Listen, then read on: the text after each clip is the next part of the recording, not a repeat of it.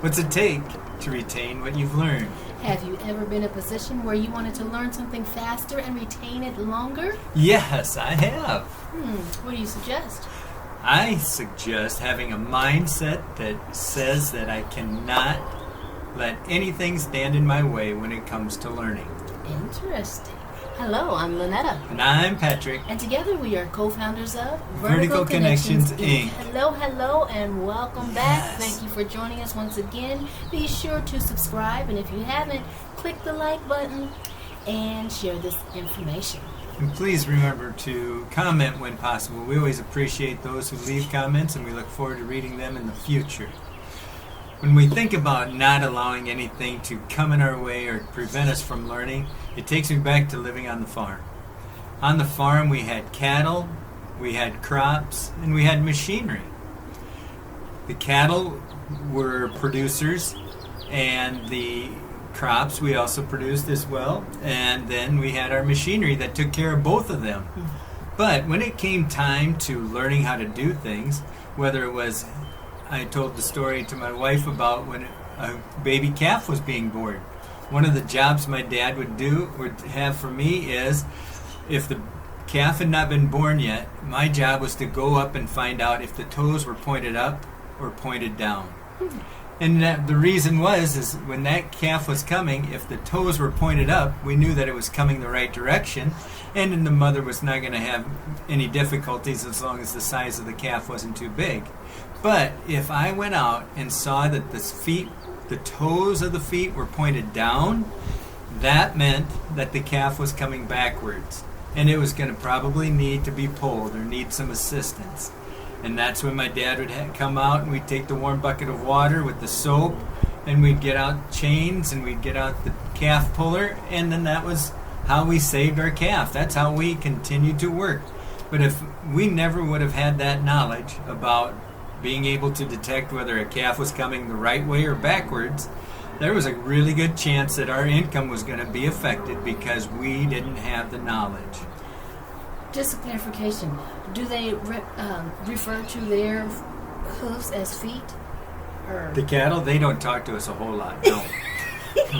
But yeah, I call them hooves, some call them feet. It's all the same, but usually the cow doesn't talk to us. No. Anyway. But also, we would get to the point where it came time to work on the machinery. We couldn't let a filter on a tractor tell us that we couldn't change the oil because we didn't know how.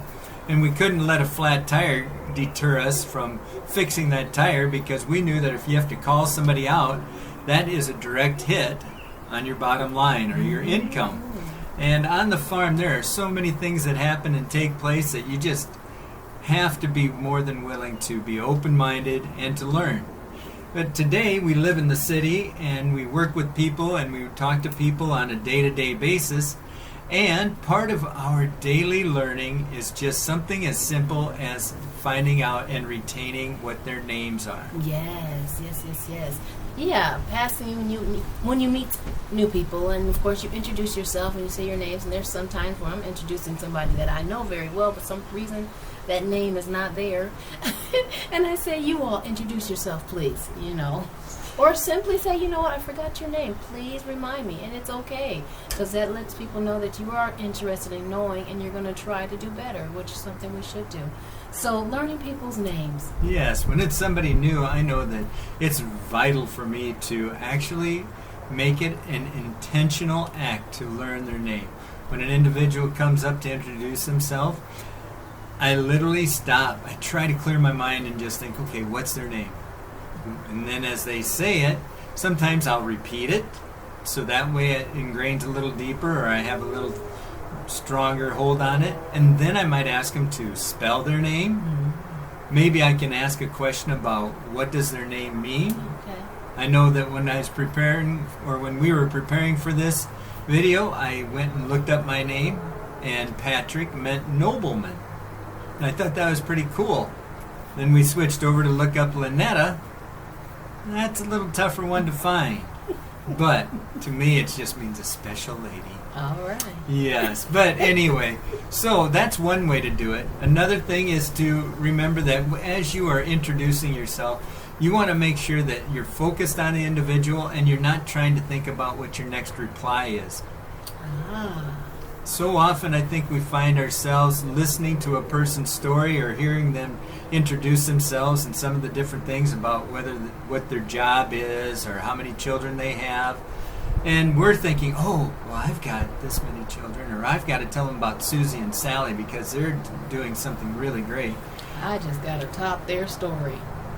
So rather than trying to be better than them or have a grander story than they do, enjoy the story that they have and be able to take it in and connect to it. Yeah, and making those connections so that you can get that name connected with something important about that person.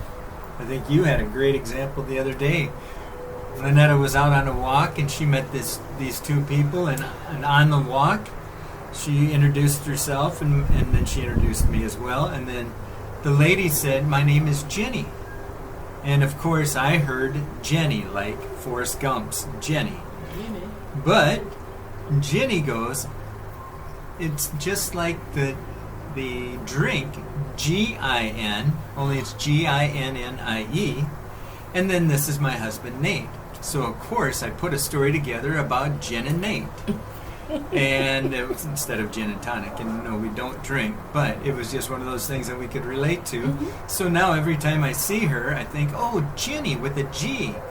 And it was all because of how she spelled it and the way she gave the story, because so often I think stories are almost easier to remember than one word. Yeah, definitely. So that's something that you can use in your daily routine of when you meet somebody, because we know that the more often we run into people for a second, third, fourth time, and we are able to be called by our name, like they say, oh, hi, Patrick, or hi, Jenny, or hi, Nate, all of a sudden they think, and they have that feeling that it was important for us when we met them to make sure that we remembered who they were.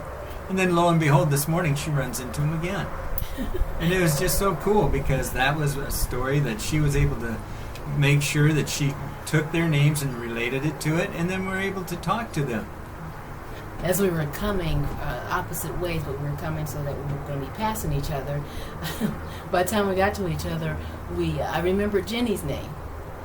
And then Nate, the husband, he just automatically said Nate. And they said, and your name is Loretta. And I said, we're close. It's Linnetta. And they said, oh, okay, we're going to get it.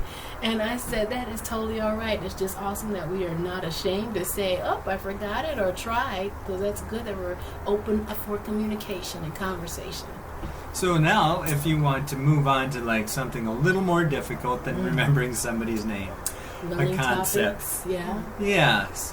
I think if you look at maybe music, if you're learning a language, I know that we had the opportunity of learning how to even turn on our own sprinkler system. Now that sounds pretty simple until you find out that there's multiple steps after that first time after the winter. Yeah, because we didn't turn it off ourselves. We had the professionals come in and turn it off. And you usually watch what they're doing, but as the story goes, there wasn't just one man there. There was two. So one was doing one thing and the other one was doing the other. And together they work it out just perfectly fine. So by the time we get to it, it comes around. It's not just one person that needs to turn it on. There's something more that goes on with that. And so we learned in a way that was very memorable. Yeah, we had the opportunity of implementing correction, and it was so cool because we don't want this to turn into a YouTube commercial, but by YouTubing how to do it made our lives so much more easy in the sense that we found out that before you turn on the main water, you need to go to the back side of the house and you need to close a couple of valves so you don't wash the side of your house first, because that doesn't always work out the best. Right, so learning and not pouting or upset about it, No. learning and something more that we can put in our toolbox, if you will, to be able to help somebody else. Or just be able to work it ourselves so we can make sure we're maintaining our own bottom line. And likewise, when we were talking about that, learning music or another language, we don't want to try and learn an entire book in a foreign language. We want to make sure that we break it down into parts. If you're learning music or the guitar, you're not going to try and learn all the different chords at the same time, especially if it's a complex musical piece. You want to make sure that you break it down into parts and into pieces, and then just master each of those as you go along. And then once you get that mastered, then you're ready to go to the next one. And then start compiling it, putting it together, and then finally, if you keep working at it, yes, you will get an outcome that sounds musical and very nice to the ears and pleasant, and it drives you to want to do even more. Well, and when that driving of wanting to do more, that is a definite feeling of reward that comes over you. And you don't always need someone else to make you feel that way, because you know the accomplishment of what you've done, and you know where you started from. And that is really important. So when you go into learning, try and make sure that you break it into parts that are feasible. It's something that you can actually do, and that you can work on to master, and then grow by putting different parts of it together to make one whole unit.